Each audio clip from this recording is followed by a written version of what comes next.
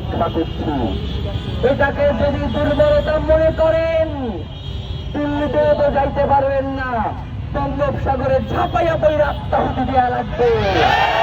শহীদ ওসমান হাদিকে বিভিন্ন জায়গায় পোট্রে করেন, কেউ বলেন জাতীয়তাবাদী, কেউ বলেন ইসলামিক।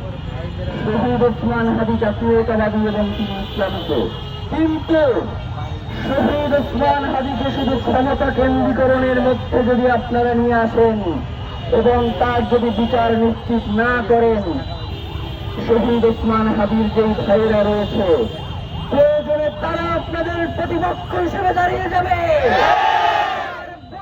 প্রতিপক্ষ হিসেবে দাঁড়িয়ে যাবে। প্রয়োজনে বাংলাদেশে আগামী দিনে শহীদ ওসমান হত্যার বিচারের দাবিতে তার ভাই বোনেরা ক্ষমতার কেন্দ্রে চলে যাবে।